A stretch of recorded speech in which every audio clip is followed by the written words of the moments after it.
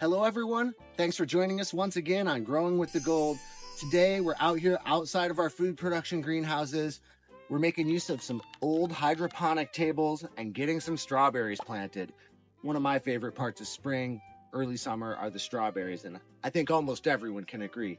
So we're gonna get a bunch of berries going in here. We're gonna try a couple different things. We're gonna utilize our Royal Gold planting mix. Perfect mix for strawberries. They're gonna run through it very nicely.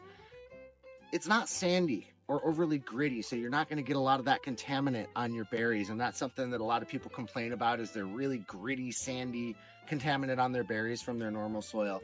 So this is going to be nice and soft, easier to rinse away.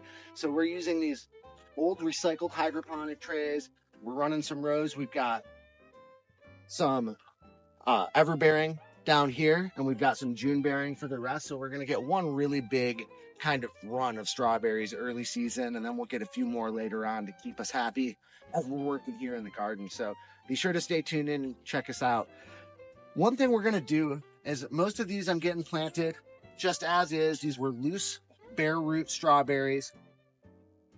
A lot of them have really long root systems, and I've read a little bit lately about trimming the root systems down to about 4 or 5, maybe 6 inches. So we're going to go through and do one whole tray where we trim the roots down and see if there's any noticeable difference between the ones we haven't trimmed and the ones we have. This is one thing I love to do in the garden, get a new tip or trick every year, try it out in a place where you can actually see what happens.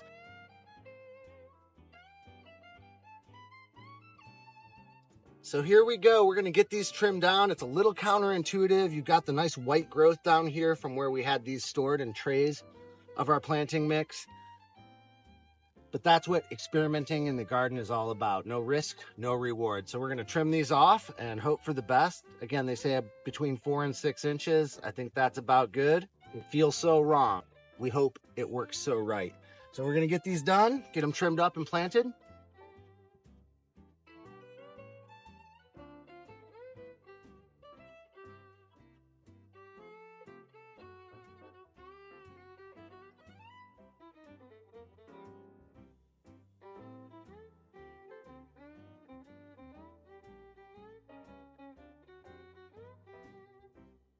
All right, so we got our strawberries planted.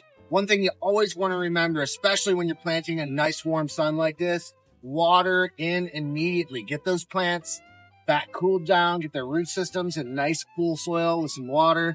We're going to get these all drenched in, set for the season, and we're off to the races. We're going to have a rainy week or so after this for everything to get established, and we're going to be ready to go when that sun comes back out to play.